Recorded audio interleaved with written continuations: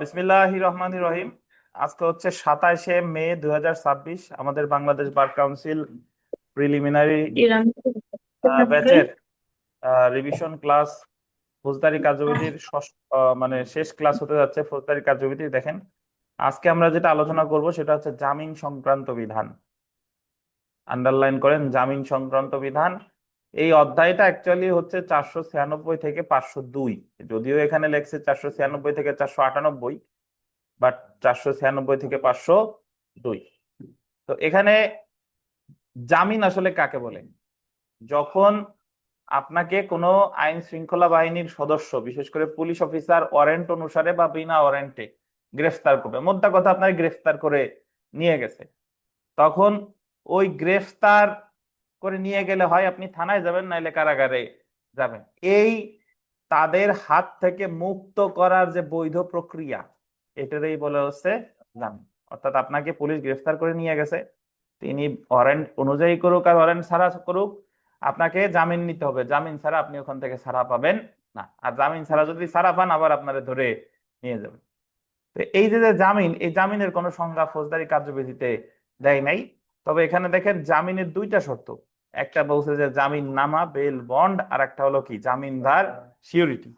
একটা হলো জামিন নামা, বেল, বন্ড, আর একটা কি জামিনদার বা সিউরিটি। কোর্টে যখন কোনো আসামির জামিন হয়, ওখানে বলে যে এত টাকার বন্ডে জামিন দেওয়া হলো, 5,000 টাকার বন্ডে জামিন দেওয়া হলো। এখন 5,000 টাকার বন্ড মানে হলো যে আপনি ওখানে লিখিত দিয়ে দিবেন যে আমি 5,000 টাকার বন্ডে জামিন দিলাম। ভবিষ্যতে যদি জামিনের শর্ত ভঙ্গ করি, তাহলে এই 5,000 টাকা আপনি আদালতকে দিতে বাধ্য থাকবেন। আর এটা হলো জামিন নামা, বেল, বন্ড। আর একটা হলো জামিনদার, শুধু টাকা না, ওই জায়গায় বলে যে একজন গণ্যমান্য জামিনদারের জিম্মায় আপনাকে জামিন দেওয়া হলো। তাহলে টাকার সাথে সাথে একজন গণ্যমান্য ব্যক্তি হতে হবে, যিনি আপনার জামিনদার। অর্থাৎ ভবিষ্যতে যদি আপনি জামিনের শর্ত ভঙ্গ করেন, তাহলে ওই ব্যক্তি ওই টাকাটা দিতে বাধ্য থাকবে। এ হলো জামিনদার। এখন আমাদের হয়তোবা অনেকে আপনারা এরকম উকিল সাহেবরাও বলে বা বলেন, এই জামিন হয়েছে তাড়াতাড়ি, যে 5,000 টাকার কথা বলছে শুনছো, তাড়াতাড়ি টাকা দাও, টাকা দাও। এই 5,000 কিন্তু ওই জায়গা দেওয়া লাগবে। এখন এইটা 5,000 কিন্তু ওই জায়গা তাৎক্ষণিক ভাবে জমা দেওয়া লাগবে না। 5,000 লাগবে যদি ভবিষ্যতে সে জামিনের শর্ত ভঙ্গ করে, তখন। তো এ হলো কথা। চলে আসেন জামিনযোগ্য অপরাধে জামিন, 496 ধারা। 496 ধারা জামিনযোগ্য অপরাধের ক্ষেত্রে জামিন। এখন জামিনযোগ্য অপরাধ আমি কিভাবে বুঝবো? আমি বুঝবো যে দ্বিতীয় তফসিলের পঞ্চম কলাম। দ্বিতীয় তফসিলের পঞ্চম কালাম, ওখানে বলা আছে জামিন যোগ্য আর জামিন অযোগ্য। যে অপরাধটা জামিন যোগ্য, এটা যদি আপনারে, একটু শুনে রাখেন, জামিন যোগ্য অপরাধে আপনারে পরোয়ানা সহ গ্রেফতার করতে পারে, বিনা পরোয়ানায় গ্রেফতার করতে পারে। আপনাদের অনেকের ধারণা যে জামিন যোগ্য অপরাধে বোধহয় বিনা পরোয়ানায় গ্রেফতার করা যায় না। যায়। মোট কথা, পরোয়ানা সহ করুক আর পরোয়ানা ছাড়া করুক, গ্রেফতার করলেই আপনি জামিন পাবার ব্যাপারে কি হকদার। আপনি যদি জামিন চান, জামিন যোগ্য অপরাধ জামিন দিতে বাধ্য। কি বলেন? বাধ্য। তাহলে এখানে, কারণ এই যে মাঝে দেখেন 496 ধারা বলা হয়েছে, যদি কোনো ব্যক্তি জামিনযোগ্য অপরাধে আটক হয় বা তাকে ওয়ারেন্ট ছাড়া আটক করা হয়, তাহলে তাকে যে আদালতে হাজির করা হয়, সেই আদালত উক্ত আটক ব্যক্তিকে জামিন দেবে। আন্ডারলাইন করেন, শেয়াল বি রিলিজড অন বেল। শেয়াল বি রিলিজড অন বেল। এখানে বলা আছে জামিন দিতে বাধ্য। সো জামিনযোগ্য অপরাধে জামিন দিতে বাধ্য। এবং যদি জামিন আপনাকে না দেয়, তাহলে তিনি আইনের ব্যত্যয়, মানে উনি বরং একটা বেআইনি কাজ করেছেন। বুঝতে পারছেন? তাহলে এক কথা, যদি বলে shall be released on bail, বা এটা কোথায় বলা আছে? 496 ধারা। এবং জামিনযোগ্য অপরাধে জামিন চাওয়া কি অধিকার, এবং চাইলেই দিতে বাধ্য। আচ্ছা, চলে আসি 497, জামিন অযোগ্য অপরাধে জামিনের ক্ষেত্রে। এখন জামিন অযোগ্য মানে কি? সাধারণত বড় বড় অপরাধ। আর জামিন অযোগ্য অপরাধ আমি কিভাবে বুঝবো? দ্বিতীয় তফসিলের কত কলাম?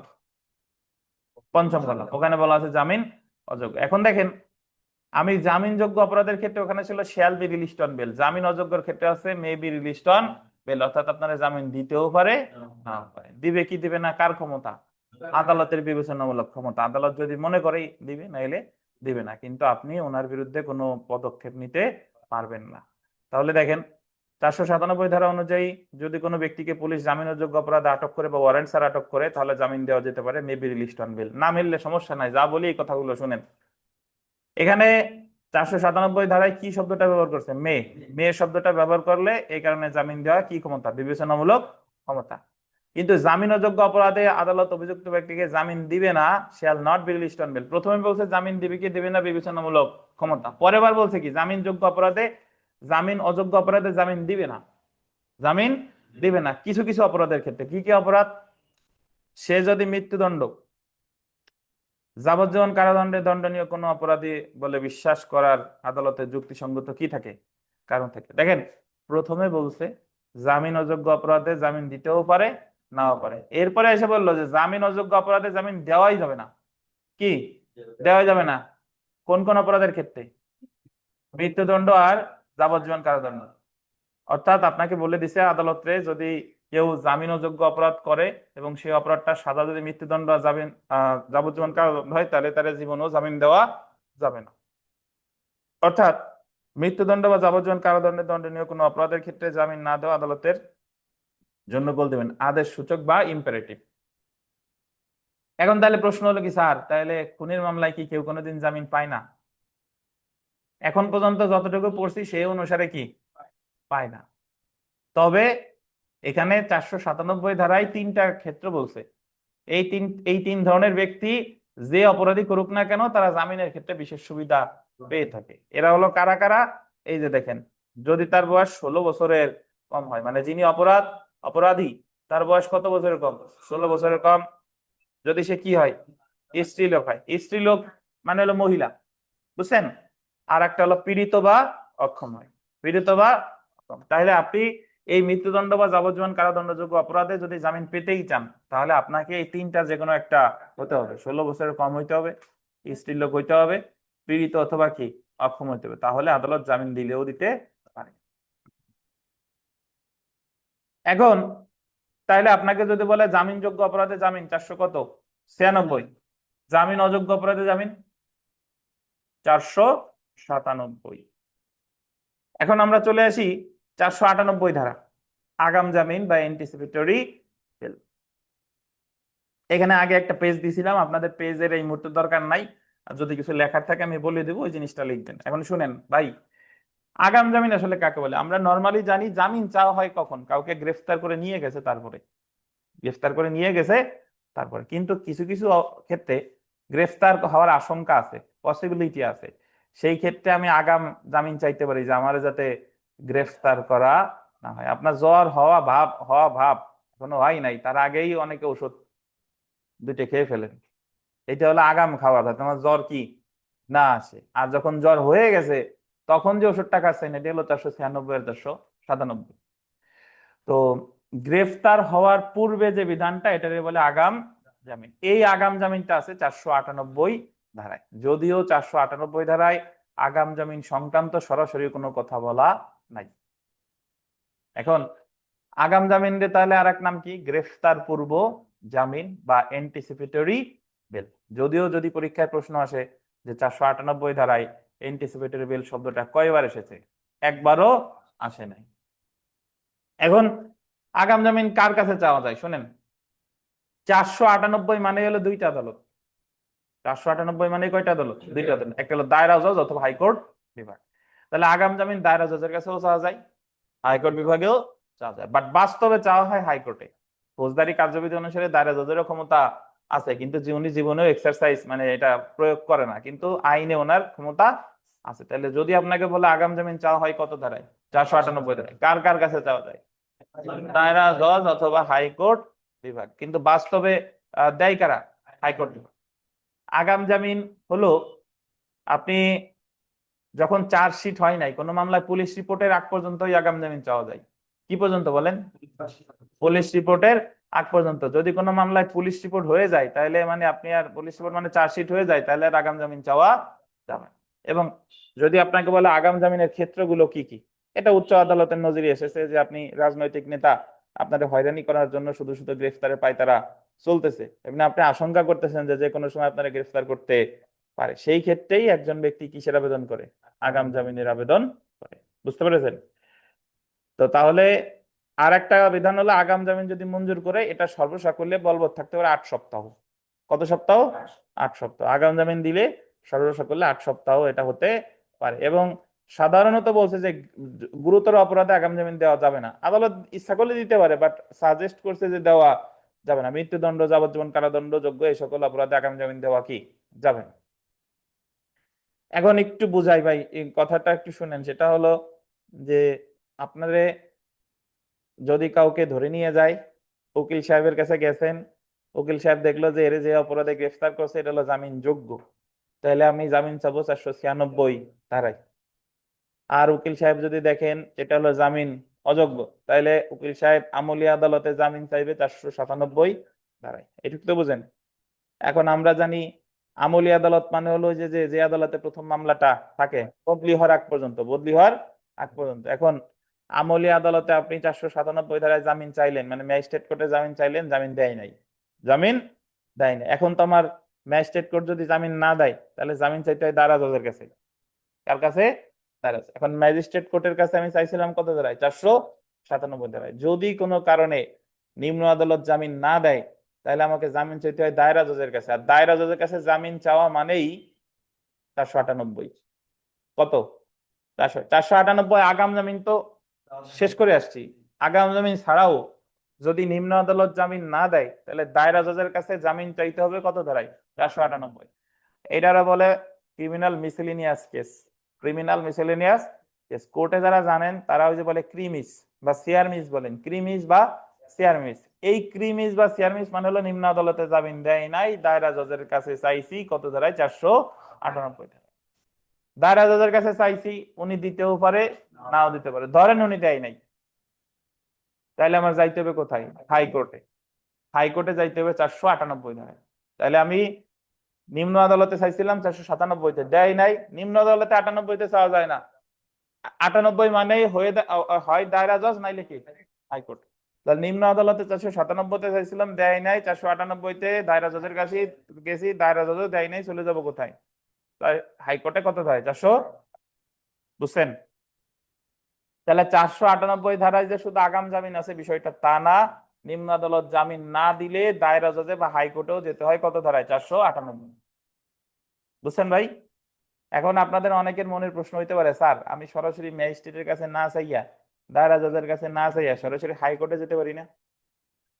খালি খালি ইন্না যদি দেবেই না, সরাসরি হাইকোর্টে যাবো কিনা? হ্যাঁ শুনেন, যদি আপনি আগাম জামিন চান, মানে গ্রেফতার টেফতার হন নাই, তাহলে সরাসরি হাইকোর্টে যে আগাম জামিন চাইতে পারেন। কিন্তু যদি আপনি গ্রেফতার হন, সরাসরি হাইকোর্টে যাওয়ার কোনো সুযোগ নাই। নিম্ন আদালতে নামঞ্জুর হবে, দায়রা জজে নামঞ্জুর হবে, তারপরে তারপরে যাবেন কোথায়? হাইকোর্ট।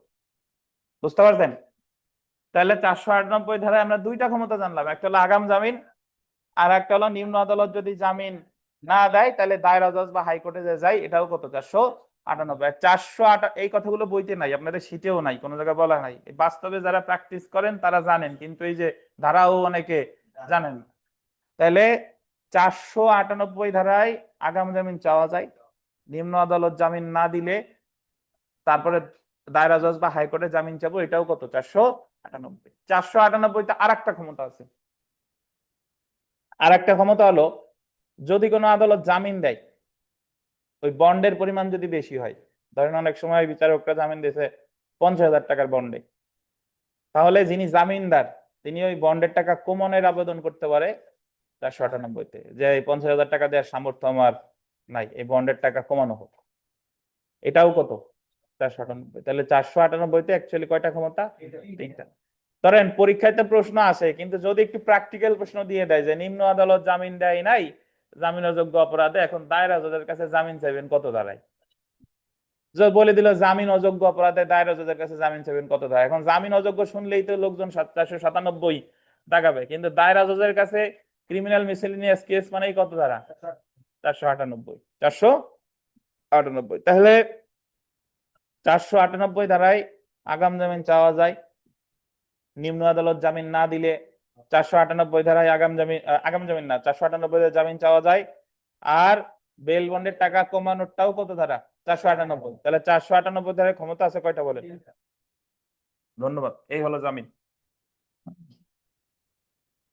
এই যে দেখেন, আগাম জামিনের দিতে পারে কে কে পারে? হাইকোর্ট বিভাগ পারে আর দায়রা জজ। নট অনলি আগাম জামিন, আপনি মনে রাখবেন 498 মানেই দুইটা আদালত, দায়রা জজ আর হাইকোর্ট বিভাগ। আসামিকে আগামী আগামী জামিন দিতে পারে কখন? নিম্ন আদালত তার পক্ষে হাজির হওয়া কোনো কারণে সম্ভব না হলে, রাজনৈতিক হয়রানি করার জন্য কোনো ব্যক্তির বিরুদ্ধে ফৌজদারি মামলা করা হলে, আদালত বিশেষ অবস্থায় সবিবেচনায় সঙ্গত মনে করলে। এই হলো আপনার 496, 97 আর কত 98। এই যে দেখেন 98-তে আর একটা কথা আছে, জামিনের জন্য মুসলেকা নির্ধারণ। জামিনের জন্য মুসলেকা নির্ধারণ 498 ধারায় বলা হয়েছে, জামিনের জন্য মুসলেকার অর্থের পরিমাণ মামলার যথাযথ পরিস্থিতি বিবেচনা করে নির্ধারণ করতে হবে। বললেন এটা অত্যাধিক হবে না। অর্থাৎ একটা ছাগল চুরির মামলা দেখা গেল জামিন দিয়েছে 50,000 টাকায়, এটা দেওয়া যাবে না, ছাগলের দামই তো 20,000 টাকা আছে। হাইকোর্ট বা দায়রা আদালত যে কোনো সময় যে কোনো ব্যক্তিকে জামিন মঞ্জুর করা বা পুলিশ অফিসার বা ম্যাজিস্ট্রেট দাবিকৃত জামিন হ্রাস করার আদেশ দিতে পারে। জেনে রাখা ভালো 2 নম্বর পয়েন্টটা দেখেন, 500 ধারা অনুযায়ী মুসলেকা সম্পাদিত হওয়ার সাথে সাথে যে ব্যক্তির উপস্থিতির জন্য এমন মুসলেকা সম্পাদন করা হয়েছিল তাকে জামিনে মুক্তি দিতে পারে। মানে যখনই বেল বন্ড আপনি জমা দিয়ে দিবেন, মুসলেকা দিয়ে দিবেন, যার জন্য মুসলেকা দিছিল তার সাথে সাথে কি দিয়ে দিতে হবে? মুক্তি দিয়ে দিতে হবে। তো বিগত বছরে যে প্রশ্ন আছে এগুলা পড়ে ফেলবেন। তাহলে মূল আলোচনা এতটুকুই। জামিনযোগ্য অপরাধের ক্ষেত্রে 496, জামিন অযোগ্য অপরাধের ক্ষেত্রে 497, আগাম জামিন বা নিম্ন আদালত জামিন না দিলে বা বেল বন্ডের টাকা কমানোর জন্য 498। আর 498 মানে এই দুইটা আদালত কে কে? দায়রা জজ আর হাইকোর্ট বিভাগ। ঠিক আছে? আর সেলফ প্র্যাকটিসের যত প্রশ্ন আছে এগুলা কষ্ট করে দেখে দেখে পড়ে ফেলবেন। তো এর মধ্যে যেটা ইম্পর্টেন্ট সেটা হলো, এখানে সেলফ প্র্যাকটিসের 15 নম্বর প্রশ্নটা দেখেন। সেলফ প্র্যাকটিসের 15, জামিনে মুক্তি দেওয়ার ক্ষেত্রে অর্থের পরিমাণ নির্ধারণ করে কে? পাইছেন কিনা? পাইছেন আপনারা? জামিনে মুক্তি দেওয়ার ক্ষেত্রে অর্থের পরিমাণ নির্ধারণ করে কে? উত্তর আছে আদালত আর কি পুলিশ। এখন আপনার কাছে মনে হতে পারে পুলিশ কেন নির্ধারণ করবে? পুলিশও অনেক সময় গ্রেফতার করে, পুলিশ 54 গ্রেফতার করে জামিন দিছে, পুলিশ জামিন দেয় কত দেয় বলেন দেখি, মনে আছে কিনা? 169। 100, ওই যে বলছিলাম যে থানা থেকে জামিন 169। এটা ওসি সাহেবও দিতে পারে, তদন্তকারী কর্মকর্তাও দিতে পারে। তাহলে পুলিশ যখন জামিন দিচ্ছে তাহলে বেল বন্ড পুলিশ লিখবে না? তাহলে জামিনে মুক্তি দেওয়ার ক্ষেত্রে অর্থের পরিমাণ কত হবে এটা নির্ধারণ করবে কে? আদালত অথবা পুলিশ। আদালত জামিন দিলে আদালত, পুলিশ জামিন দিলে পুলিশ। আর এই জায়গায় দরকার নাই। আর ও আচ্ছা, 18 নম্বর প্রশ্নটা একটু দেখেন। আপনি আপনার প্রথম প্রায়োরিটি হলো ওই ধারায় কি আছে ফ্যাক্টটা মনে রাখা, ধারা মনে থাক বা না থাক। ধরেন আপনি কত ধারায় আছে আদালত বা পুলিশ জামানতের পরিমাণ নির্ধারণ করবে, ধারা জানেন না কিন্তু জিনিসটা মনে আছে যে জামানতের পরিমাণ নির্ধারণ করবে আদালত অথবা পুলিশ।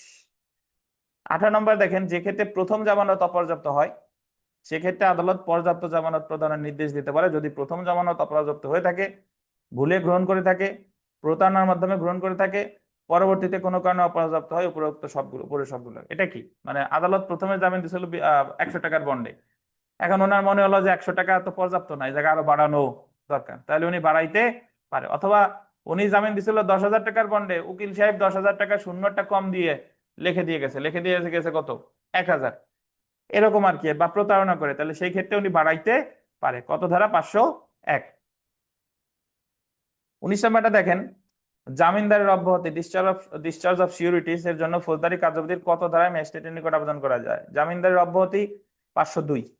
ওই যে আমি আপনাদের বলছিলাম যে দিন এসছে জামিনদার হিসেবে নিয়ে গেছেন, আদালত বললো যে দিন এসছে জামিনদার হিসেবে মানি না, বা দিনের শেষ জামিনদার হিসেবে বিমল সাহেবরে রাখছে। এখন বিমল সাহেব বলছে স্যার এই দিনেশের কথার কোনো ঠিক নাই, ও চলে যাবে কোন জায়গা, পরে জামানতের টাকা আমার দেওয়া লাগবে, আমি ওর জামিনদার হইতে পারবো না, আমার অব্যাহতি দেওয়া হোক। এই অব্যাহতিটা আছে কত ধারায়? 502 ধারায়। আর একটা ধারা আছে কত বলেন?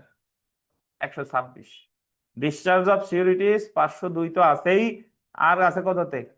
126 ধারায়। তো এটা মনে রাখতে হবে। এখানে এখানে একটা কথা লেখেন, সেটা হলো যে ওই যে আলাদা পেজ দিছিলাম, এখন আর দরকার নাই। দেখেন জামিননামা বাজেয়াপ্তকরণ, জামিননামা বাজেয়াপ্ত 514 ধারা দিয়ে লেখেন জামিননামা বাজেয়াপ্ত।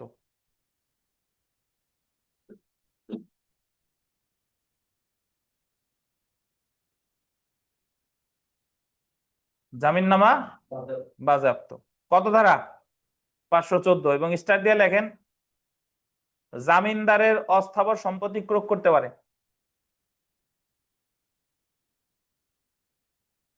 জামিনদারের অস্থাবর সম্পত্তি ক্রয় করতে পারে, বা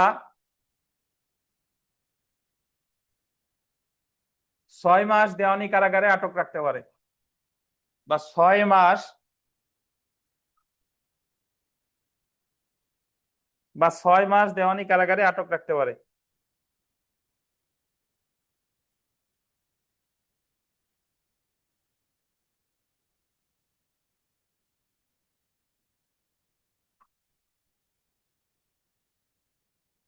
তো কথাটা শুনেন,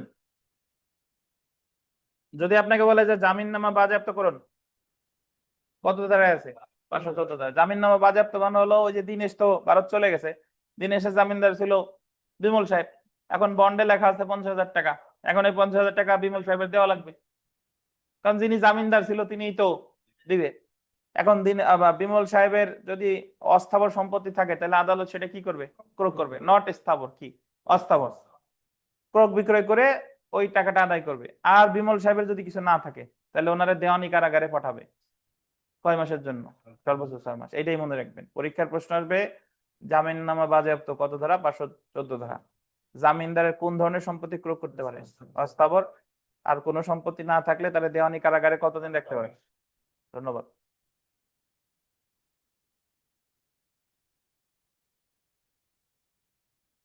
ফৌজদারি মামলা স্থানান্তর, এখানে অধ্যায়টা বেশ বড়, সবসময় আমরা বিস্তারিত পড়ছি, এত বিস্তারিত এখন পড়বো না, যেহেতু কোনো প্রশ্ন আসে না। জাস্ট এতটুকু মামলা মনে রাখেন যে ফৌজদারি মামলা স্থানান্তর, transfer of criminal cases, appeal বিভাগে আবেদন করতে হয় 525 ক ধারায়, হাইকোর্ট বিভাগে আবেদন করতে হয় 526 ধারায়, দায়রা জজের কাছে 526 খ ধারায়। তো এটা আসলে কি একটু বলে দিই। আপিল বিভাগ, বাংলাদেশ সুপ্রিম কোর্টের কয়টা বিভাগ? দুইটা বিভাগ, একটা হলো আপিল বিভাগ আর একটাকে হাইকোর্ট বিভাগ। তাহলে হাইকোর্ট বিভাগের কোন ফৌজদারি মামলা যদি হাইকোর্ট বিভাগের এক বেঞ্চ থেকে আরেক বেঞ্চে নিতে চান, তাহলে আবেদন করতে হবে আপিল বিভাগে 525 ক। কারণ হাইকোর্টের বসকে আপিল বিভাগ। আর সারা বাংলাদেশের কোন মামলা এক জায়গা থেকে আরেক জায়গা নিতে চান, এক জায়গা থেকে আরেক জায়গা নিতে চান, তাইলে আবেদন করতে হবে কার কাছে? হাইকোর্ট। কারণ সারা বাংলাদেশের বসকে হাইকোর্ট, বুঝছেন? আর লোকাল পর্যায়ে ম্যাজিস্ট্রেট আদালতের কোন মামলা এক জায়গা থেকে আরেক জায়গা নিতে চান, তাহলে প্রথম হেড হলো ম্যাজিস্ট্রেট। আর দায়রা আদালতের এক মামলা আরেক জায়গা থেকে, মানে একই জেলার মধ্যে হইলে তাহলে দায়রা জজ, আর ভিন্ন জেলা হলেই কোথায়? হাইকোর্ট। আবার বলি শুনেন, মানে যদি এরকম হয় যে গোপালগঞ্জের এক ম্যাজিস্ট্রেট থেকে মামলা আর এক ম্যাজিস্ট্রেটের কাছে নিতে চান, আর এক ডিস্ট্রিক্ট না কিন্তু, গোপালগঞ্জের এক ম্যাজিস্ট্রেট থেকে গোপালগঞ্জের আর এক ম্যাজিস্ট্রেট, তাহলে ম্যাজিস্ট্রেটের হেড কে? Chief judicial. আবেদন করবো কার কাছে? চিফ জুডিশিয়াল, বুঝছেন? স্বয়ং চিফ জুডিশিয়ালের সাথে আপনার বনিব না, হচ্ছে না। চিফ স্যারের সাথে আপনার মনে হচ্ছে যে উনি বিচার ঠিকঠাক করতেছেন না, তাহলে চিফ স্যারের মামলাই স্থানান্তর করতে চান। চিফ স্যারের মামলা যদি অন্য জেলায় করতে চান, তাহলে অন্য জেলা হলেই হাইকোর্ট। আর যদি চিফ স্যারের মামলা গোপালগঞ্জে আর এক জায়গায় নিতে চান, তাহলে আবেদন চিফ স্যারের বসকে, দায়রা জজ। তাহলে কার কাছে আবেদন করবো? দায়রা জজ, বুঝছেন? কিন্তু যদি ভিন্ন ডিস্ট্রিক্ট হইতো, প্রথমেই কোথায়? হাইকোর্ট। এটা কমন সেন্স। মানে আমার বাড়ির ভিতরে মাতুব্বর আমি, কিন্তু যখন দুই বাড়ির মধ্যে দেখা হচ্ছে, তাহলে দেখতে হবে এই দুই বাড়ির মাতুব্বর কে, বুঝেছেন? তাহলে আপনারা জাস্ট এতটুকু মনে রাখেন যে ভিন্ন ডিস্ট্রিক্টে মামলা ট্রান্সফার করতে চাইলেই চলে যেতে হবে কোথায়? হাইকোর্ট। আর হাইকোর্টের মামলা ট্রান্সফার করতে চাইলেই চলে যেতে হবে কোথায়? আপিল বিভাগে। বোঝা গেল ভাই? আর একই ডিস্ট্রিক্টের ম্যাজিস্ট্রেটের মামলা হইলে সরাসরি কার কাছে? Chief judicial magistrate. আর যদি চিফ স্যারের মামলা চান, তাহলে দায়রা। এখন কথা হলো, স্যার যদি যুগ্ম দায়রা জজ, অতিরিক্ত দায়রা জজ, ইনাদের মামলা ট্রান্সফার করতে চাই, তা ইনাদের বসকে? দায়রা জজ। কিন্তু যদি ভিন্ন ডিস্ট্রিক্টে নিতে চাই, হাইকোর্ট। আর এই জায়গায় ধারা টারা কিছু দরকার নেই, এই যা বোঝাইলাম একটু খেয়াল করেন। আর এখানে জাস্ট দুইটা প্রশ্ন পড়বো, এই দুইটা একটু দাগাই দিচ্ছি। বিশেষ করে দেখেন, সেলফ প্র্যাকটিসে একবার আসছিল, 2013 সালে আসছে, যে যুগ্ম দায়রা জজ আদালত হতে একটি মামলা প্রত্যাহার করতে পারে কে? ভাই, যুগ্ম দায়রা জজ কার অধীন? দায়রা জজ। তাহলে প্রত্যাহার করবে কে? দায়রা জজ। যদি এরকম হইতো যে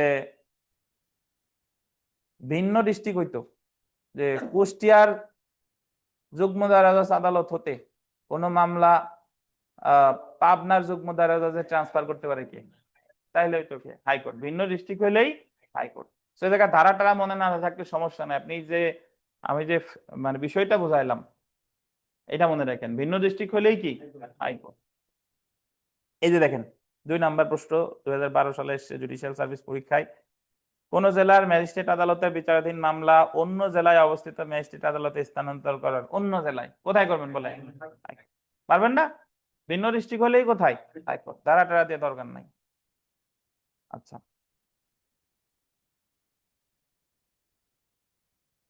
এখানে 9 নাম্বার প্রশ্নটা ইম্পর্টেন্ট, 9 আর 10 এই দুইটা প্রশ্ন বিবিআই, এই দুইটা প্রশ্ন একটু বিশেষভাবে মনে রাখবেন। দেখেন, হাইকোর্ট বিভাগ যদি মনে করে মামলা স্থানান্তরের আবেদনটি মিথ্যা, তুচ্ছ বা বিরক্তিকর ছিল, তাহলে অনধিক 1.5 টাকা জরিমানা জমা দেওয়ার জন্য আবেদনকারীকে নির্দেশ দিতে পারে। হাইকোর্ট বিভাগের কাছে একজন মামলা স্থানান্তরের আবেদন করছে, এখন হাইকোর্ট বিভাগ মনে করছে এই যে আবেদনটা করছে এটা হলো মিথ্যা, তুচ্ছ আর কি হয়রানি করে, এর কোনো ভ্যালিড গ্রাউন্ড নাই, তাহলে তার মানে জরিমানা জমা দেওয়ার জন্য আবেদনকারীকে নির্দেশ দিবে কত? 1000 টাকা। এটা ইম্পর্টেন্ট। কত টাকা? 1000। আর একটা হলো 526 ধারার ফৌজদারি মামলা স্থানান্তরের আবেদন করার ক্ষেত্রে বিচারিক আদালত অনধিক 1.5 টাকার বন্ড সম্পাদন করার জন্য নির্দেশ দিয়ে মামলা কার্যক্রম মুলতবি রাখতে পারে। কত টাকা? 200 টাকা। মানে আপনি তো মামলা স্থানান্তর আবেদন করছেন হাইকোর্টে, কিন্তু এই মামলাটা তো এই আদালতে চলমান আছে। এখন আপনি যদি এই আদালতে এই মামলা স্থগিত করতে চান, আপনি বললেন যে আমি তো স্থগিতের আবেদন করছি, মানে ট্রান্সফারের আবেদন করছি, তাই এই মামলা স্থগিত করা হোক, তাহলে আদালত বলবে যে স্থগিত করতে পারে, তুমি বন্ড সম্পাদন করবা। কয় টাকা? 200 টাকা। তাহলে মিথ্যা তুচ্ছ মামলার ক্ষেত্রে আবেদনের ক্ষেত্রে 1000, আর বন্ড সম্পাদনের ক্ষেত্রে 200 টাকা।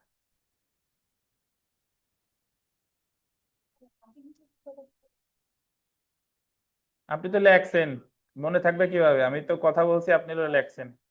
এই যে দেখছেন, ডাক্তার রোগীর ক্ষেত্রে ওই যে মাঝে মাঝে আমরা বলি না যে ডাক্তার সাহেব 2 মিনিট দেখে খেদাই দিয়েছে, ওই রোগীরই দেখে বসছে ডাক্তার যে এর 2 মিনিটই সময়, এর কথা তো 1 ঘন্টা শুনিয়া লাভ নাই, ওর কি আছে তার তোমার জানা হয়ে গেছে।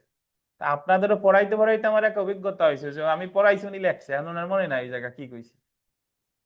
আপিল বিভাগে মামলা স্থানান্তর আবেদন করব কোনগুলা? হাইকোর্ট বিভাগের মামলা। হাইকোর্টের এক ডিভিশন থেকে আর এক ডিভিশনে যদি আমি মামলা নিতে চাই, তাহলে আবেদন করব কোথায়? আপিল বিভাগে। কারণ হাইকোর্টের আপিল বিভাগে, কারণ হাইকোর্টের বস কে? আপিল বিভাগ। বুঝতে পারছেন? এই হলো কথা। আচ্ছা, আমরা চলে এসে সম্পত্তি হস্তান্তর বিষয়। দেখেন,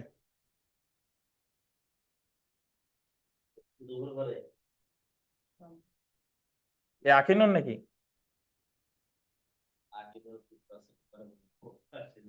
আচ্ছা দেখেন, ডিসপোজাল অফ প্রপার্টি, সম্পত্তি হস্তান্তর, এটা হলো ভাই যে আপনার ওই যে ইয়া করছে, কি বলে, মানে মামলা যখন আসামিদের গ্রেফতার করছে, আসামির গ্রেফতার করার সময় অনেক জিনিস জব্দ করে।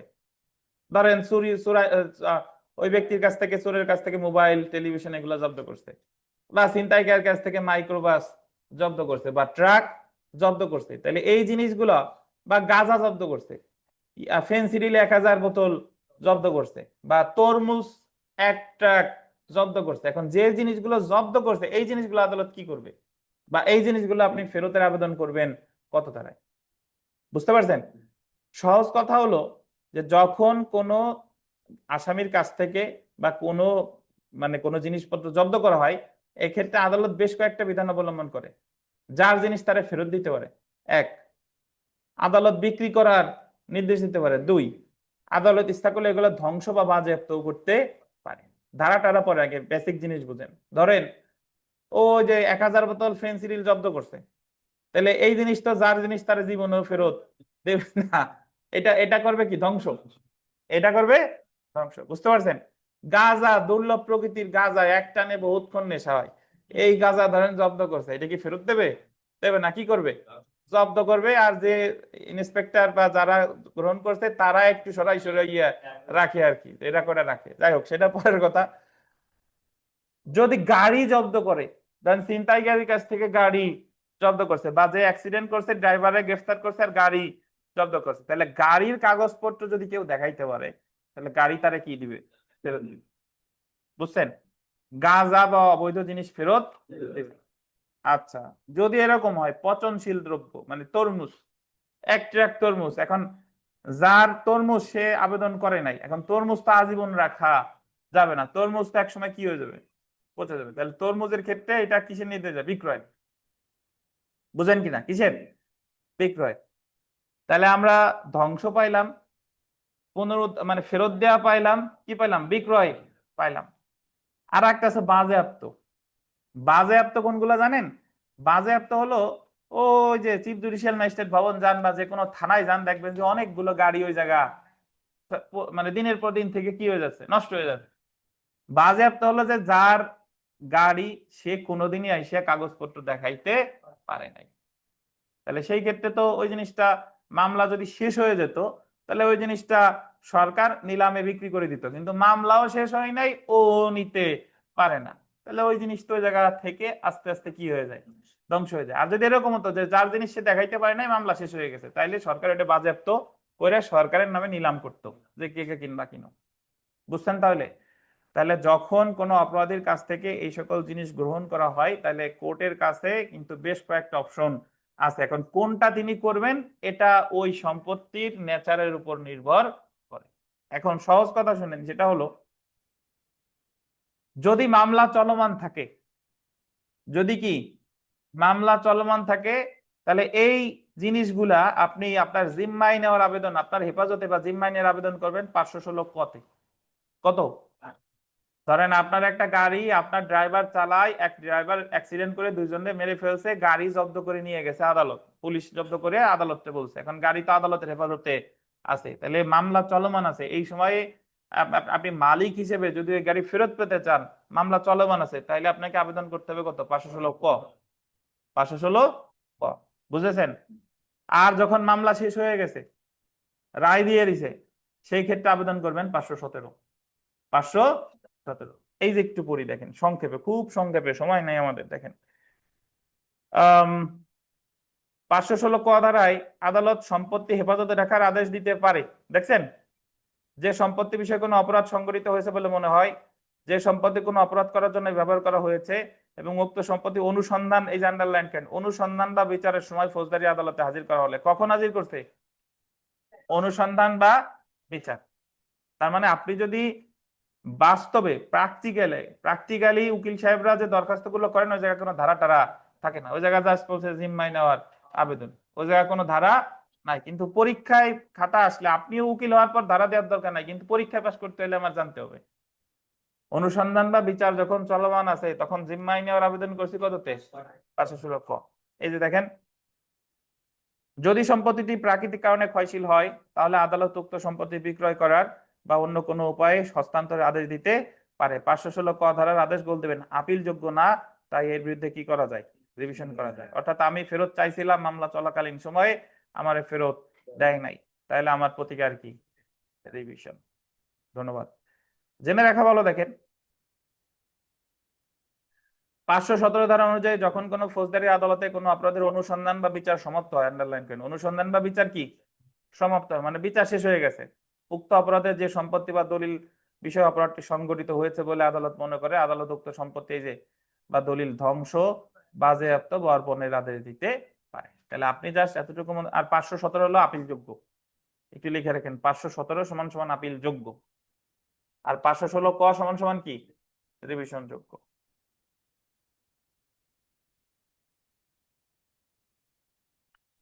তাহলে আমি কি মনে রাখবো ভাই, যে জিম্মায় নেওয়ার আবেদন যদি মামলা চলমান থাকে তাহলে 516 ক, আর যদি বিচার শেষ হয়ে যায় এখন চাই তাহলে 517।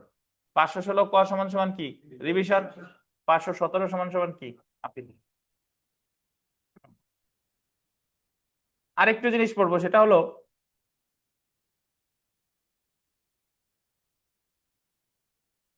দেখেন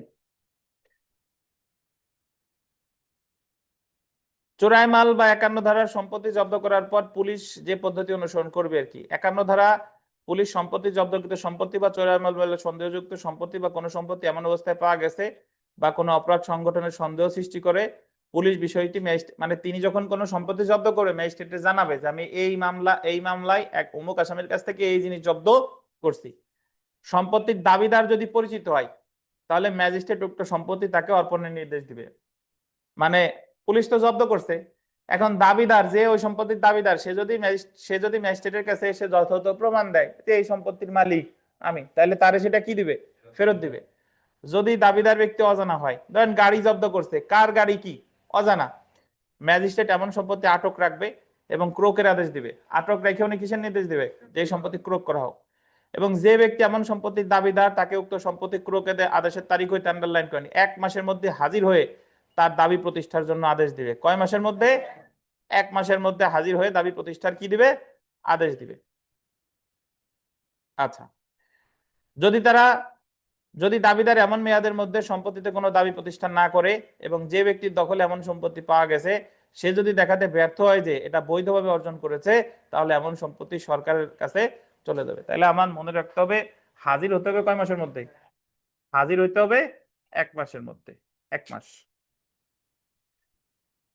আর জেনে রাখা ভালো তো, যদি দেখেন যে ক্রোকের আদেশের তারিখ হইতে 1 মাসের মধ্যে, আন্ডারলাইন 1 মাসের মধ্যে দাবিদার এমন সম্পত্তিতে দাবি প্রতিষ্ঠা করতে পারবে এবং এই 1 মাসের মধ্যে দাবি প্রতিষ্ঠা না করলে যদি কোনো দাবিদার 6 মাসের মধ্যে হাজির না হয়, দাবি প্রতিষ্ঠা করবে কয় মাসের মধ্যে? 1 মাসের মধ্যে। এবং যদি কোনো দাবিদার কয় মাসের মধ্যে হাজির না হয়? 6 মাসের মধ্যে হাজির না হয়, তখনই সম্পত্তিটি সরকারের হেফাজতে চলে যাবে। এখন একটু দাঁড়ান, এখন ওই একটু বলতেছি, দাঁড়ান। এখন এই 6 মাস আর নাই, এখন হয়ে গেছে 1 মাস। বুঝছেন? 6 মাস কেটে 1 মাস, যদিও আমরা বহুদিন 6 মাস করছি, অ্যাকচুয়ালি মূল আইনে 6 মাস বিধানটা নাই। মানে 1 মাসের মধ্যে হাজির না হলে কার হেফাজতে চলে যাবে? সরকার। দুই জায়গায় 1 মাস। হ্যাঁ, 1 মাসের মধ্যে হাজির হইতে হবে, আর ওই 1 মাসের মধ্যে যদি হাজির না হয় তাহলে কার হেফাজতে চলে যাবে? 6 মাস। আগে ছিল 6 মাস, এখন আর 6 মাস নাই, এখন কত? 1 মাস। তাহলে আপনি মনে রাখবেন যে সম্পত্তিটা ক্রোক করলো, ক্রোক করার পর সরকার আদেশ দিবে, কয় মাসের মধ্যে হাজির হয়ে দাবি প্রতিষ্ঠা করতে হবে? 6 মাস। আগে 1 মাস, আগে ছিল কত? মানে 6 মাসের মধ্যে হাজির না হলে সরকার হেফাজতে চলে যায়, কিন্তু বর্তমানে কত? 1 মাস। 6 মাস কেটে 1 মাস। জি। তাহলে বিগত বছর প্রশ্ন পড়ি, দেখেন কোন জব্দকৃত সম্পত্তির দাবিটা ড্যাশের মধ্যে দাবি না করলে সেটি সরকারের হেফাজতে চলে যাবে। এখানে উত্তর লেখছে 6 মাস, বাট হবে কত? 1 মাস। বর্তমানে আর 6 মাস নাই, এখন কত? 1 মাস।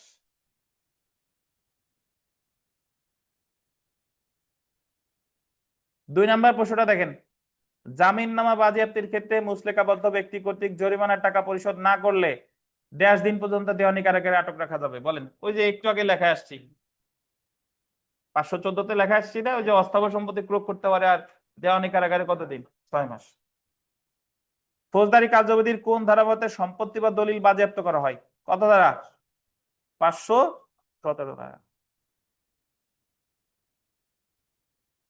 আর এই জায়গায় যে প্রশ্ন আছে, বিশেষ করে পরের পেজের প্রশ্নগুলো বেশি ইম্পর্টেন্ট। সেলফ প্র্যাকটিসের 4 নাম্বারটা দেখেন।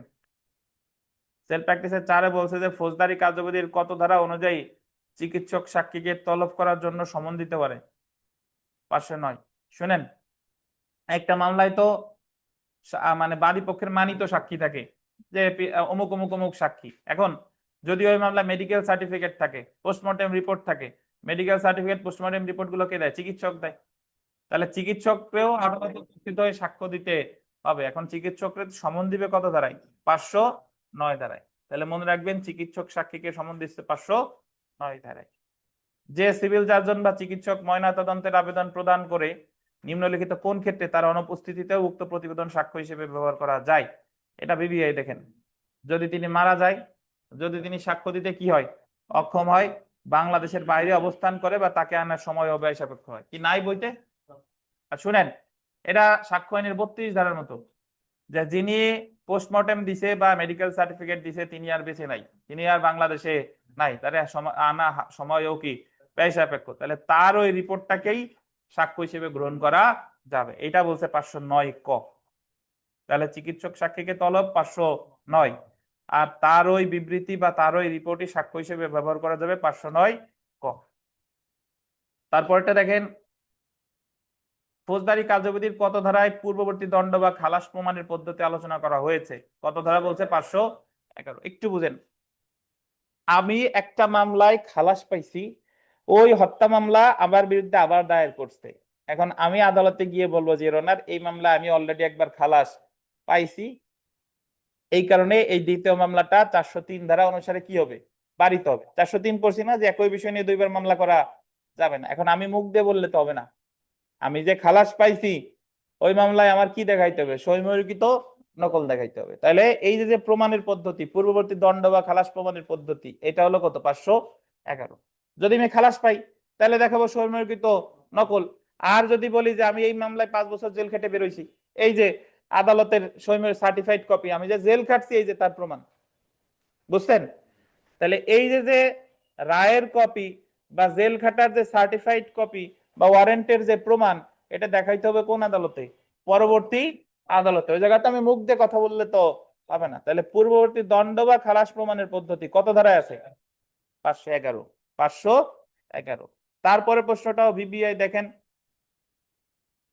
কোন ব্যক্তির সাক্ষ্য গ্রহণ বা জবানবন্দি গ্রহণ করার জন্য ফৌজদারি কার্যবিধির কত ধারায় আদালত কমিশন নিয়োগ দিতে পারে? কমিশন শব্দটা বললেন, কমিশন যারা নতুন আছেন তাদের বোঝাই। যে কাজটা আদালত স্বয়ং নিজে পারে না, ওই কার্যটি যখন আদালত অন্য কোনো ব্যক্তিকে দিয়ে করায় তাকে বলে কমিশন। ধরেন একজন সাক্ষী অসুস্থ, এখন সে আদালতে আসতে পারতেছে না, আবার তার সাক্ষ্য গ্রহণ করাও দরকার, বিচারক ওই জায়গায় যাইতে পারতেছে না, তখন বিচারক একজনের নিয়োগ করে পাঠায় যে যাও বাবাজি তুমি যে অমুকের জবানবন্দি গ্রহণ করে নিয়ে আসো। এই যে সাক্ষীরে হাজিরা হতে অব্যাহতি দিল যে তোমার হাজির হওয়া লাগবে না, এবং ওই লোকরে বললো যে তুমি জবানবন্দি গ্রহণ করে নিয়ে আসো, এটারই বলে কি? কমিশন। কত ধারায় আছে? 503 ধারায়। 503 ধারায়। 8 নাম্বারটা দেখেন, সাক্ষীর জবানবন্দি গ্রহণের জন্য সাক্ষীকে আন্ডারলাইন করেন আদালতে হাজির হওয়া থেকে অব্যাহতি। মানে সাক্ষীরে বলছে যে আপনার আদালতে হাজির হওয়া লাগবে না, আদালতে হাজির হওয়া থেকে অব্যাহতি। কত ধারায়? 503 ধারায়। 503। তাহলে এখানে বিষয় বুঝেন, গতকাদিন পরীক্ষা একটা প্রশ্ন আসছিল, আসামির ব্যক্তিগত হাজিরা হতে অব্যাহতি, এটা হলো 205।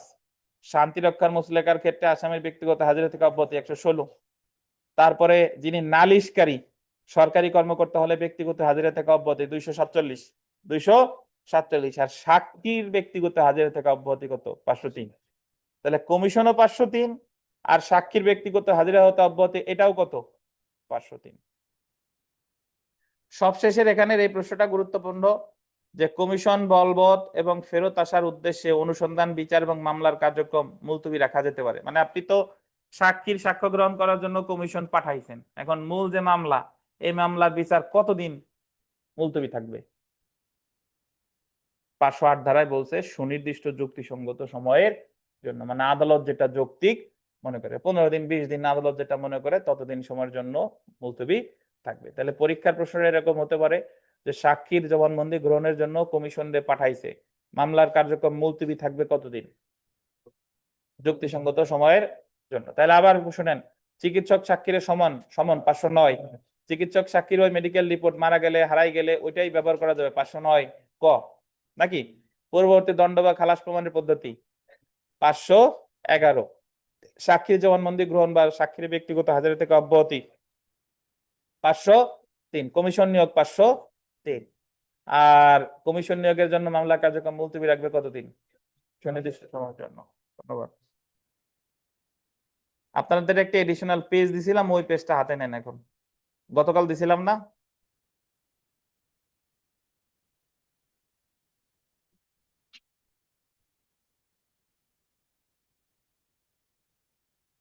আমাদের একজন লিখছে স্যার খাগড়াছড়িতে বৃষ্টি হচ্ছে খুব, আমাদেরও হয়েছে, আপাতত একটু থামছে। দেখেন আল্লাহর রহমত, বৃষ্টি না হইলে যে পরিমাণ গরম ছিল দেখেন। যাই হোক, এখানে একটা খুব সংক্ষেপে পড়তে হবে, ফৌজদারি কার্যবিধির চ্যাপ্টার 34 পাইছেন? 464 থেকে 475 ধারায় পর্যন্ত বলছে লুনাটিকের বিচার পদ্ধতি। কে বলেন?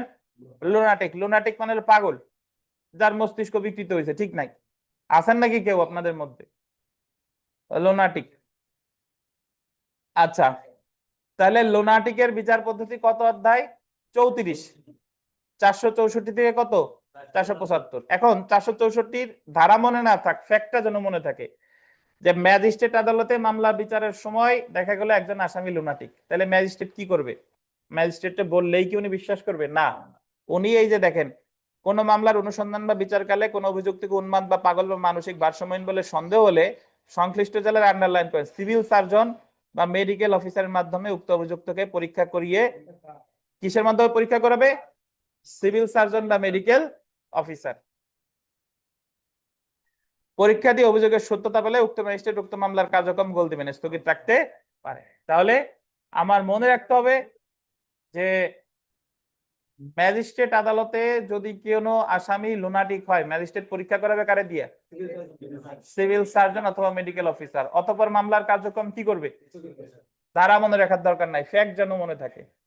মেডিকেল সার্জন মানে সিভিল সার্জন অথবা মেডিকেল অফিসারদের পরীক্ষা করে মামলা কার্যক্রম কি করবে? স্থগিত করবে। ধন্যবাদ। সেম কাজটা দায়রা আদালত করে 465 ধারায়, মানে দায়রা আদালত ওই সিভিল সার্জন আর মেডিকেল অফিসারদের পরীক্ষা করে মামলা কার্যক্রম কি করবে? স্থগিত করবে।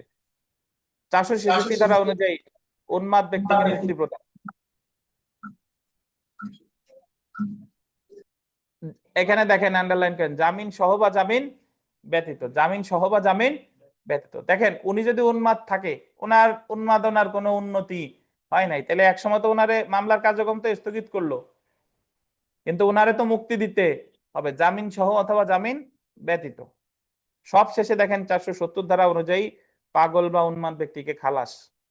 470 ধারায় যদি দেখা গেল যে মামলার কার্যক্রম বহুদিন বন্ধ করে রাখছে কিন্তু তারপরেও আসামি আর ভালো হয় নাই, তখন তারে কি দিয়ে দিবে? খালাস। তারে খালাস দিয়ে দিবে। তো এখানে আমাদের এই যে এই জায়গায় একটা সিয়াম শপ নাকি আছে, দেখছেন না? এই যে একটা দোকান আছে সুপার শপের মতো, ওনার ওই দাদার ভাই, দাদার ভাই আমরা এই জায়গা ওনারে একটা নাম বলতাম, উনি ছিলেন হচ্ছে ওই পাগল বোবা টাইপের, মানে কথা বলতে পারতো না। আমি ছোটবেলা শুনছি যে উনি একটা হত্যা করছিল, হত্যা করার পরে ওনারে ওই জেলখানায় কিছুদিন রাখার পরে ওনারে লুনাটিক হিসেবে খালাস দিয়ে দিছে, যে এই জায়গায় রাখে আর লাভ নাই। তো তাহলে আমার যে বিধানটা মনে রাখা দরকার, ধারা আপনার মনে না থাকলে সমস্যা নাই। লুনাটিকের বিচার প্রক্রিয়া কত অধ্যায়? 34। ম্যাজিস্ট্রেট আদালতে যদি কেউ লুনাটিক থাকে পরীক্ষা করা হবে সিভিল সার্জন বা মেডিকেল অফিসারে দিয়ে মামলা কার্যক্রম কি রাখবে? স্থগিত করবে। সেম কাজটা দায়রা আদালত করবে 465-তে। অথবা তারা জামিন সহ বা জামিন ব্যতীত মুক্তি দিবে 466। অনুসরণ করবে লুনাটিক অ্যাক্ট 1912। আর খালাস দিবে কততে? 470। আমরা আরো একটা খালাস পেলাম। আচ্ছা, চলে আসি 529 ধারা। যে সমস্ত অনিয়মের কারণে কার্যধারা বাতিল হয় না, irregularities which do not vitiate proceedings. মানে অনিয়ম মানে কি? আদালত বিচার করতেছে, ম্যাজিস্ট্রেটের একটা কাজ করার ক্ষমতা নাই, কিন্তু উনি ওটা করে ফেলাইছে। উনি সরল বিশ্বাসে করছে, কিন্তু অ্যাকচুয়ালি ওনার করার ক্ষমতা কি? নাই। তাহলে উনি তো ক্ষমতা বহির্ভূত ভাবে কাজটা করলো, কিন্তু যে কাজটা করছে ওইটা কি বলবৎ থাকবে কিনা? 529 ধারায় বলছে ওইটা বলবৎ থাকবে। কয়টা ক্ষেত্রে? দেখেন 9টা ক্ষেত্রে। যদি কোনো ম্যাজিস্ট্রেট আইনে ক্ষমতা সম্পন্ন না হওয়া সত্ত্বেও ভুলক্রমে সরল বিশ্বাসী নিম্নলিখিত কাজগুলো বলতে পারেন, 9টির কোনো একটা করে, তাহলে 9টা কাজ কি করা যাবে না? বাতিল করা যাবে না। তাহলে পরীক্ষা যদি প্রশ্ন আসে যে কোন কোন অনিয়মগুলো বাতিল করা যায় না, কত ধারায় আছে? 529। কয়টা কাজ? 9টা। 9টা তো আমাদের এই মুহূর্তে মনে রাখা পসিবল না। যে কয়টা মনে থাকে আমি একটু আন্ডারলাইন করে দিই। 176 একটা দেখেন, 176 ধারার অধীন সুরত হাল করলে পাইছেন। আর একটা দেখেন, কোন আমলযোগ্য অপরাধের তদন্তের জন্য 155 ধারার আদেশ দিলে। কত ধারা? 155। এই শুনেন, আমলযোগ্য অপরাধের তদন্ত কে কে নির্দেশ দিতে পারে বলেন? আমলযোগ্য কে কে পারে? প্রথম শ্রেণী আর দ্বিতীয় শ্রেণীর ম্যাজিস্ট্রেট, তাই না? এখন ধরেন একজন তৃতীয় শ্রেণীর ম্যাজিস্ট্রেট আমলযোগ্য মামলার তদন্তের নির্দেশ দিয়ে ফেলছে, কিন্তু ওনার তো ক্ষমতা নাই, তাহলে ওটা কি থাকবে? বহাল থাকবে। সুরতহাল করতে পারে জেলা ম্যাজিস্ট্রেট বা নির্বাহী ম্যাজিস্ট্রেট। বিচারিক ম্যাজিস্ট্রেট সুরতহাল করে ফেলছে, তাহলে কি থাকবে? বহাল থাকবে। ধন্যবাদ। এই দুইটাই মনে রাখেন। আর এই পাশে চলে আসেন, যে সকল অনিয়মের কারণে কার্যধারা বাতিল হয়, মানে অনিয়ম 9টা করলে তো বাতিল হয় না নাকি? আর এই দেখেন, যদি কোনো ম্যাজিস্ট্রেট ক্ষমতা সম্পন্ন না হওয়া সত্ত্বেও 18টি কাজ করে, 18টা কাজ করলে বাতিল হবে, 9টা করলে বাতিল হবে না। এখন 18টার মধ্যে কি কি আছে দেখেন। 88 ধারায় সম্পত্তি ক্রয় বিক্রয়, এটা মনে রাখেন। 144-এ আসেন, 144। 144 নির্দেশ দেয় নির্বাহী ম্যাজিস্ট্রেট বা জেলা ম্যাজিস্ট্রেট, ওনরা না দিয়ে যদি অন্য কেউ, ধরেন বিচারিক ম্যাজিস্ট্রেট 144 এর নির্দেশ দিচ্ছে, 144 এর আদেশ কি হয়ে যাবে? বাতিল। 435 ধারায় নথি তলব, এটা ইম্পর্টেন্ট। এই নথি তলব করতে পারে রিভিশন আদালত। রিভিশন আদালত কে কে? দায়রা জজ আর হাইকোর্ট। তাহলে 435 ধারার আদেশ কে দিবে? দায়রা জজ আর হাইকোর্ট। চিফ জুডিশিয়াল ম্যাজিস্ট্রেট 435 ধারার নথি তলব করতে পারে? পারে না। এই দুইটাই মনে রাখেন। তাহলে মনে রাখবেন যে 9টা কাজ করলে বাতিল হবে না 529, আর 18টা কাজ করলে বাতিল হবে। এর মধ্যে একটা মনে রাখেন, ক্রোক করার ক্ষমতা নাই, ক্রোক করছে, বা আমরা জানি যে আদালত হুলিয়া জারি করবে সে আদালতই ক্রোক করবে। এখন হুলিয়া জারি করছে একজন, ক্রোক করছে আরেকজন, এই ক্রোক আদেশ আর বহাল থাকবে না। 144 বহাল থাকবে? থাকবে না। আর 435 ধারায় নথি তলব যার করার ক্ষমতা নাই সে করলে কি বহাল থাকবে? থাকবে না। চলে আসেন 539।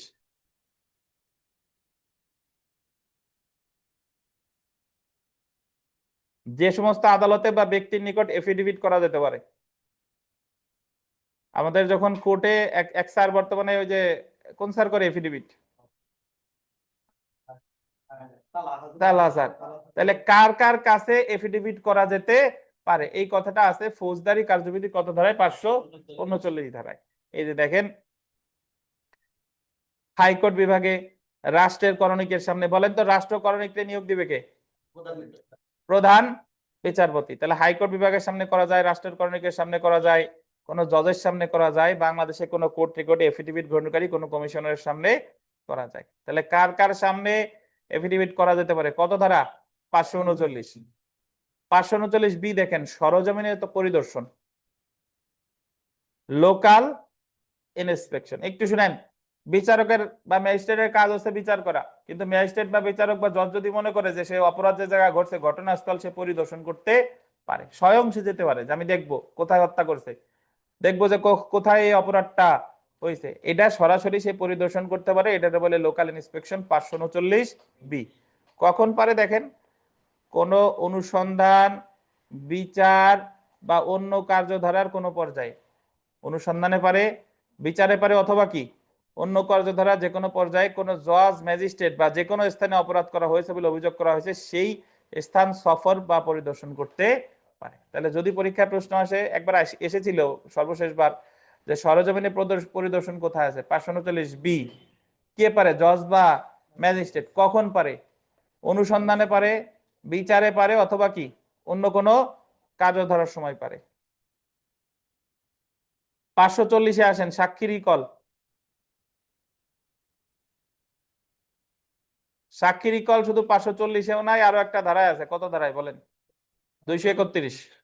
231। 541 দেখেন, কারাবাসের স্থান নির্ণয়ের ক্ষমতা, পাওয়ার two appoint place of imprisonment. দণ্ডিত ব্যক্তিকে কোথায় আটক রাখা হবে তা সরকার নির্ধারণ করবে। দেখেন 368 ধারায় পড়ছিলাম যে যাবজ্জীবন কারাদণ্ডপ্রাপ্ত ব্যক্তিকে কোথায় আটক রাখা হবে কে নির্ধারণ করবে? সরকার। তাহলে কারাবাসের স্থান, এটাও পরীক্ষায় প্রশ্ন আসছে যে কোন ব্যক্তিকে কোথায় আটক রাখা হবে। ধরেন গোপালগঞ্জের আসামি, তারে কোন কারাগারে রাখা হবে এটা বিচারক নির্ধারণ করবে না, এটা নির্ধারণ করবে কে? সরকার। কত ধারা? 541। 544 ধারা দেখেন, ফরিয়াদি বা সাক্ষীদের খরচ, মানে আসামির কাছ থেকে খরচ আদায় করে ফরিয়াদি বা সাক্ষী দিতে পারে। 544 ধারাটা 2025 সালে আর একটু সংশোধন করেছে, এখন সাক্ষীদের নিরাপত্তার ব্যবস্থা করবে। ফরিয়াদি বা সাক্ষীদের নিরাপত্তা, এটাও 544। একটু স্টার দিয়ে লেখেন, ফরিয়াদি বা সাক্ষীদের নিরাপত্তা।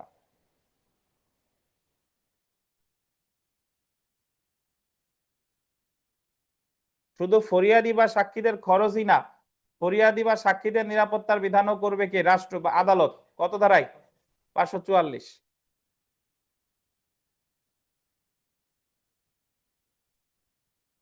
545 দেখেন, এটা রিডিং পড়বেন যতটুকু আপনার মনে থাকে।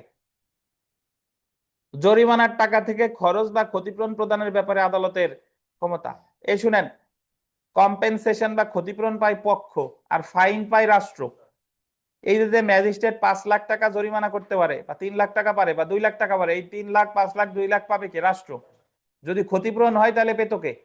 পক্ষ। 545 ধারায় বলছে যে যখন কোনো আসামিরে জরিমানা করা হয়, আসামিরে জরিমানা করা হয়, তখন ক্ষতিগ্রস্ত ক্রেতা বা ক্ষতিগ্রস্ত বাদী ওই জরিমানার টাকাটাকে সে ক্ষতিপূরণ হিসেবে দাবি করতে পারে। কিভাবে শুনেন, ধরেন চোর এই কোরবানির গরু একটা চুরি করছে, চুরি করে সে তো বিক্রি করছে, যারা বিক্রি করছে সে কোরবানিও দিয়ে ফেলছে, পরে জানা গেল যে এ এলো চোর এবং ওইটা চুরি করছে। এখন যে মামলা করছে তার কি ওই জিনিস আর পাবে, গরু আর পাবে?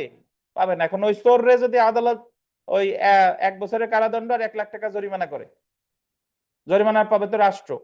তখন চোরের বাদী পক্ষের আইনজীবী আবেদন করতে পারে যে ওনার যেহেতু আমি ক্ষতিগ্রস্ত হয়েছি, ওই 1 লাখ টাকা আমার কি হিসেবে দেওয়া হোক, ক্ষতিপূরণ হিসেবে দেওয়া হোক। আবেদন করতে হবে কত ধারায়? 545, 545। অথবা নিরপরাধ ক্রেতা। নিরপরাধ ক্রেতা মানে কে? আপনি ওই সেকেন্ড হ্যান্ড মার্কেট থেকে আইফোন 16 প্রো কিনছেন 50,000 টাকা দিয়ে, কমে পাইছেন, কেনার পরে 2 দিন পর ফোন আসছে যে এটা অমুকের ফোন।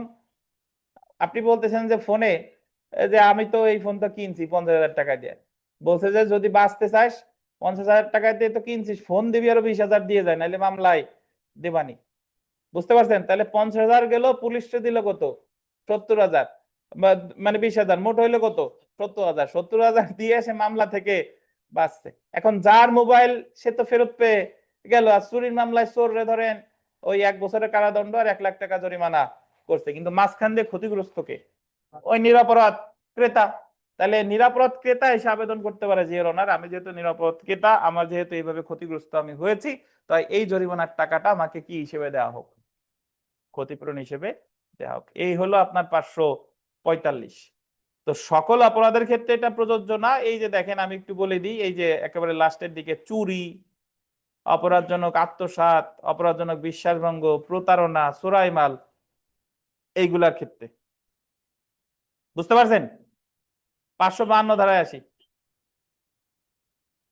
অপহৃত নারী প্রত্যর্পণে বাধ্য করার ক্ষমতা। কি নারী? অপহৃত নারী প্রত্যর্পণে বাধ্য করার ক্ষমতা। কোন বেআইনি উদ্দেশ্যে কোন স্ত্রী লোককে বা 16 বছরের কম বয়স্ক বালিকাকে, কাকে? 16 বছরের কম বয়স্ক বালিকাকে অপহরণ বা আটক করা হয়েছে মর্মে শপথ প্রদানের মাধ্যমে অভিযোগ করা হলে, মানে আপনি গিয়ে অভিযোগ করছেন যে 16 বছরের কম বয়স্ক কোনো বালিকারে অপহরণ করা হয়েছে বা কোনো নারীকে, তাহলে মেট্রোপলিটন ম্যাজিস্ট্রেট বা প্রথম শ্রেণী ম্যাজিস্ট্রেট বা জেলা ম্যাজিস্ট্রেট উক্ত অপহৃত নারীকে উদ্ধার করার প্রয়োজনীয় ব্যবস্থা নিয়ে তার স্বামী, পিতা, অভিভাবক বা আইনগত হেফাজতে ফিরিয়ে দেওয়ার জন্য প্রয়োজনীয় ব্যবস্থা নেবেন। বাস্তবে এই ধারার কার্যকারিতা এখন আর নাই, কারণ এখন তো নারী ও শিশু নির্যাতন দমন আইন হয়ে গেছে। বাট ধারা তো আর বাতিল করে নাই, আমাদের পরীক্ষায় তো আসতে পারে। তাহলে অপহৃত নারীকে প্রত্যর্পণ করতে পারে কে কে? মেট্রোপলিটন ম্যাজিস্ট্রেট, প্রথম শ্রেণী ম্যাজিস্ট্রেট, আর কে? জেলা ম্যাজিস্ট্রেট। 556 ধারা বিবিআই। যে সমস্ত মামলায় জজ বা ম্যাজিস্ট্রেটের ব্যক্তিগত স্বার্থ থাকে, কেস ইন হুইচ জাজ or magistrate is personally interested. দেখেন, জজ বা ম্যাজিস্ট্রেট দেখা গেল যে জজের ভাইয়ের বিচার হচ্ছে, জজের কোন আত্মীয় স্বজনের বিচার হচ্ছে, বা ওই মামলায় জজের কোনো বা ম্যাজিস্ট্রেটের কোনো স্বার্থ আছে, প্রথম কথা হলো তিনি এই মামলার বিচার করবেন না। তবে করতে পারেন যদি তার উপরস্থ আদালত নির্দেশ দেয়। এই যে দেখেন, যে সমস্ত মামলায় জজ বা ম্যাজিস্ট্রেটের ব্যক্তিগত স্বার্থ থাকে বা যে মামলায় তিনি নিজে একজন পক্ষ, সেই মামলার বিচার ঊর্ধ্বতন আপিল আদালতের অনুমতি না নিয়ে করবেন না। মানে তিনি করতে পারেন, যদি অনুমতি দেয় কে? ঊর্ধ্বতন কর্তৃপক্ষ। ধরেন আলমগীর জজ, শাবানা উকিল, সালমান শাহ আসামি, তাহলে এই মামলার বিচার আলমগীর সাহেব করতে পারেন কিভাবে? যদি আপিল আদালত তার অনুমতি দেয় তাহলে করবে, না হলে পারবে না। আর একটা বিষয় দেখেন, ম্যাজিস্ট্রেট তার নিজের প্রদত্ত রায় বা দণ্ডাদেশের বিরুদ্ধে আপিল শুনতে পারবেন না। ম্যাজিস্ট্রেট বলতে বিচারককেও বোঝায়। ধরেন আপনি চিফ জুডিশিয়াল ম্যাজিস্ট্রেট হিসেবে একটা দণ্ড দিছিলেন বা একটা রায় দিছিলেন, এখন ওই চিফ স্যারের দণ্ডের বিরুদ্ধে রায় হয়েছে কোথায়? আপিল হয়েছে কোথায়? জেলা জজের কাছে, দায়রা জজের কাছে। এখন আপনি পরবর্তীতে দায়রা জজ হয়েছেন, এখন দায়রা জজ হয়ে দেখা গেল যে যে রায় আপনি দিছিলেন সেই রায়ের বিরুদ্ধে আপিল হয়েছে আবার আপনার কাছে, এটা শুনতে পারবেন না। 558-তে আসেন। আদালতের ভাষা নির্ধারণের ক্ষমতা কে নির্ধারণ করবে? সরকার। আদালতের ভাষা ইংরেজি হবে নাকি চাইনিজ হবে, এটা নির্ধারণ করবে কে? সরকার। 560 বিক্রয়ের সঙ্গে সংশ্লিষ্ট কর্মকর্তাগণ তা ক্রয় করতে বা নিলামে ডাকতে পারবেন না। ওই যে কিছুদিন পর পর চিফ জুডিশিয়াল ম্যাজিস্ট্রেট ভবনে ওই পুরাতন গাড়ি টাড়ি এগুলা নিলামে ডাকে। এখন যারা ওই সরকারি কর্মকর্তা তারা এটা কি করতে পারবে না, কিনতে পারবে না। যারা ওই দায়িত্বে আছে তারা এটা ক্রয় করতে পারবে না। 561 ধারা এখানকার এটা বিবিআই। স্বামী কর্তৃক স্ত্রীকে ধর্ষণের অপরাধে চিফ জুডিশিয়াল ম্যাজিস্ট্রেট বা চিফ মেট্রোপলিটন ম্যাজিস্ট্রেট ব্যতীত অন্য কেউ আমলে নেবে না। এখন স্বামী কর্তৃক স্ত্রীকে ধর্ষণ মানে অন্যের স্ত্রীকে ধর্ষণ না, নিজের স্ত্রী। বুঝছেন? যদি স্ত্রীর বয়স কত বছরের কম হয়, 13 বছরের কম হয়, তখন সেটা ম্যারিটাল রেপ। আর যদি স্বামীকে শাস্তি দিতে চান তাহলে স্ত্রীর বয়স কত হইতে হবে? 12 বছরের কম। এই তো আপনারা পারেন। তাহলে স্বামী কর্তৃক স্ত্রীকে ধর্ষণের মামলা কে কে বিচার করতে পারবে? চিফ জুডিশিয়াল ম্যাজিস্ট্রেট পারবে, চিফ মেট্রোপলিটন ম্যাজিস্ট্রেট পারবে, অন্য কেউ পারবে না, মানে আমলে নিতে পারবে না। এবং দেখেন, পুলিশ ইন্সপেক্টর বলতেন পদমর্যাদার নিচে নন এমন কেউ তদন্ত পরিচালনা করতে পারবে না। নরমালি তদন্ত পরিচালনা করে হলো সাব ইন্সপেক্টর। কে? Sub inspector. কিন্তু এখানে কি বলছে? পুলিশ ইন্সপেক্টর পদমর্যাদার নিচে এরকম কেউ পরিচালনা করতে পারবেন না। সো এই যে পেজটা, এই পেজটা একটু বারবার রিডিং করবেন যতটুকু মনে থাকে আর কি। বুঝতে পারছেন? চলে আসেন কার্যক্রমের অনিয়মিত বিষয়ে আইন পাঠে 529-30। যেহেতু আমরা পড়ছি, এই জায়গায় আলাদা করে পড়বো না। যে সকল সোনাদের ফোন আছে সবাই ফোন বন্ধ করেন। এরপরে যদি ফোন বাজে ক্লাস থেকে বের করে দেবো, ক্লাস আর করতে পারবেন না। আপনারা এত বড় ভিআইপি হন নাই যে বারবার আপনাকে প্রতিদিন এই কথা বলতে হবে।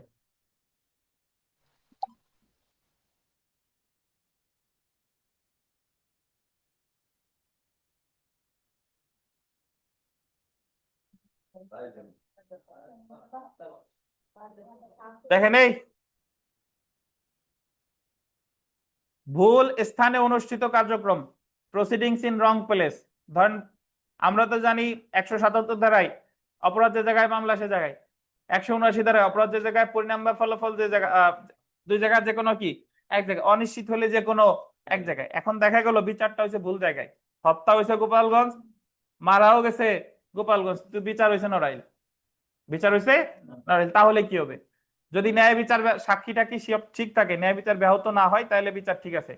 আর যদি দেখেন ন্যায় বিচার ব্যাহত হয়েছে, তাহলে বিচার বাতিল করে নতুন করে বিচার হবে। এটাই বলছে 531। এই যে দেখেন, ভুল স্থানে বা ভুল দায়রা বিভাগে বা অন্য স্থানীয় এলাকায় অনুষ্ঠিত বিচারিক কার্যক্রমের জন্য ফৌজদারি আদালতের কোনো অনুসন্ধান, শাস্তি বা আদেশ কি হবে না? বাতিল হবে না। কিন্তু এমন ভুল কার্যক্রমের কারণে আন্ডারলাইন করবেন, যদি ন্যায় বিচার ব্যাহত হয় তাহলে কার্যক্রম কি হবে? বাতিল হবে। যদি ন্যায় বিচার ব্যাহত হয় তাহলে বাতিল হবে। 535-এ আসেন।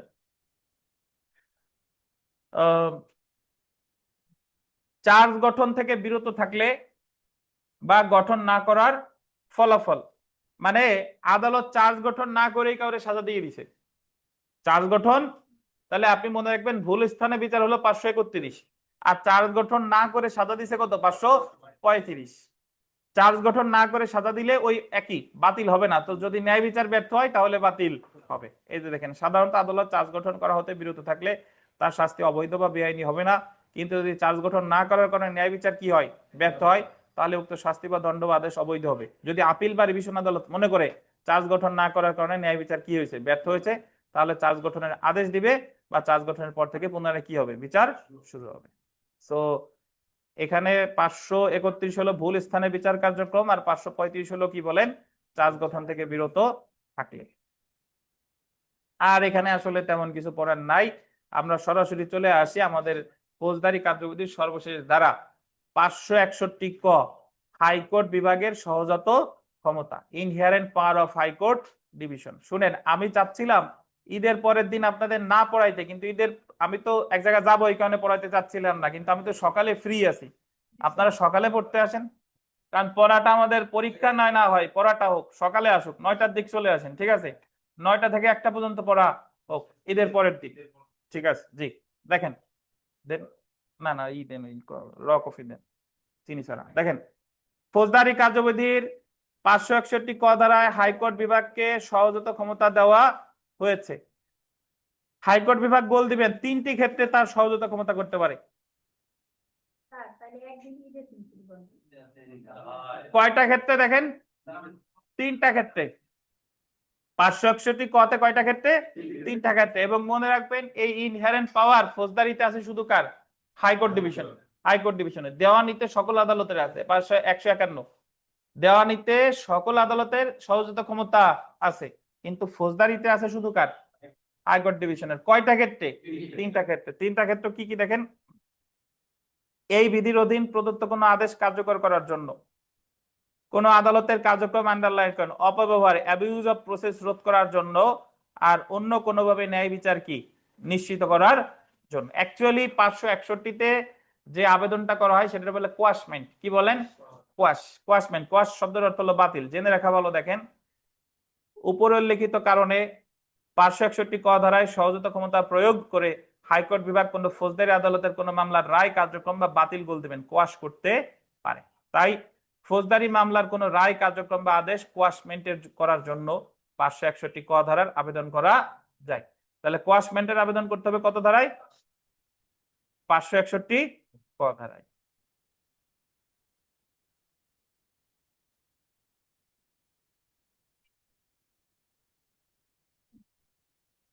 ইলেকট্রিসিটি কি আসে আর যায় নাকি? শব্দ ওটা একটু বন্ধ করে দেন তো ভাই সুইচটা।